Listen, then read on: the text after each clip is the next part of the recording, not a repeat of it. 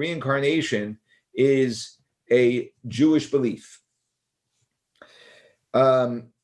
But we need to clarify, and what we're going to clarify how reincarnation works based on the teachings of Kabbalah, okay, which is Jewish mysticism, because Jewish mysticism deals with mystical things, and reincarnation is a somewhat mystical thing.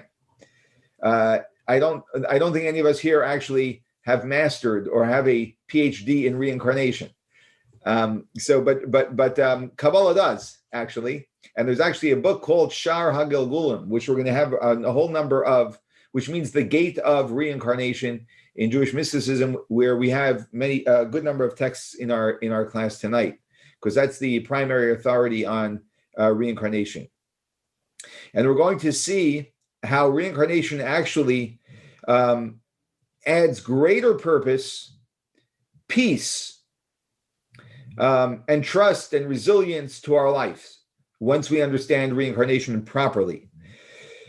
And pretty much everything we're going to be discussing is from the teachings of Kabbalah. The word Kabbalah means lekabel, to receive, because Kabbalah are the esoteric teachings of the Torah, which were given to Moses orally at Mount Sinai, but they were passed down, unlike the main oral law, which Moses taught to the entire Jewish people.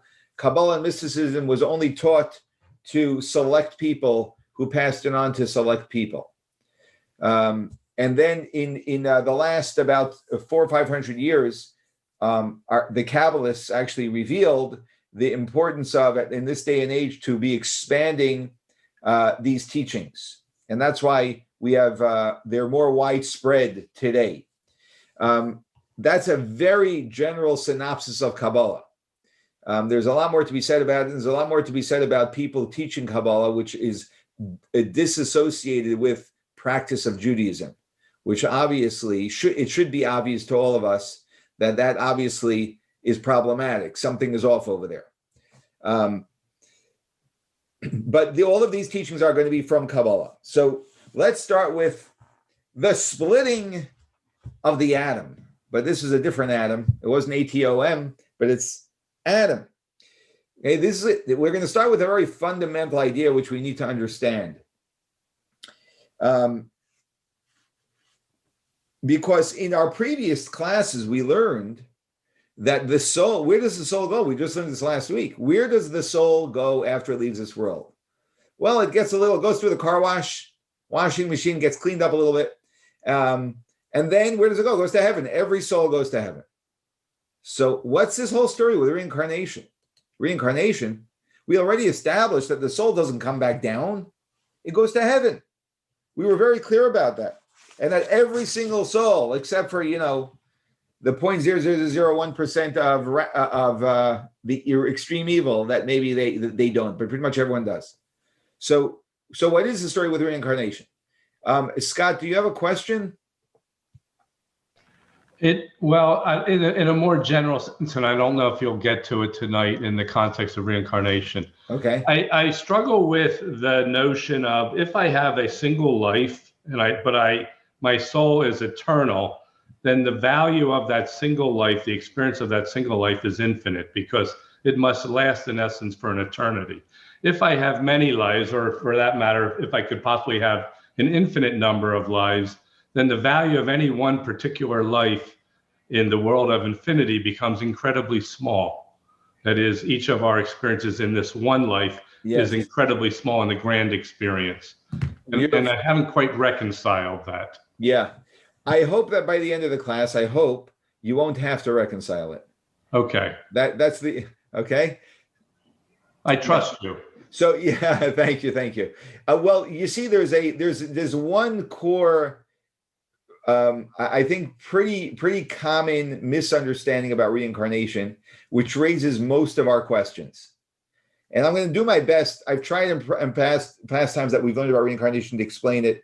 I'm going to do my best to explain it even better tonight so that it's more clear, and we're spending more time on it. We're giving it more of its due justice tonight. So I hope that the subject will be much clearer than we've discussed in the past. So there's as I mentioned, the Arizal, who is the the teacher of Lurianic Kabbalah, because the Arizal was Rabbi Isaac Luria. He was a great mystic and Kabbalist. He was a great Kabbalist that lived in the city of Tzfat. He died at a young age. I think it was 38, if I'm not mistaken, 36, 38. But what he accomplished in his short span of life was just unbelievable in what he loved. He was a deep man of God and mysticism. And he had a student by the name of Rabbi Chaim Vital who wrote down many of his teachings. And one of the things that Rabbi Chaim Vital includes in one of his books, I think it's called Shara Kavanos, if I remember correctly. Let me see.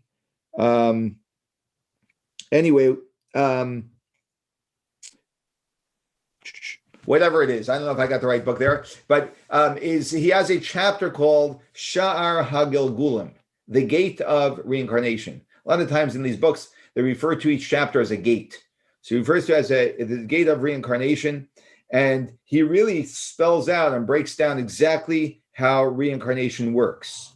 And that's very helpful, and that's really what much of tonight's class is based on. So he starts with a fundamental idea which we need to understand.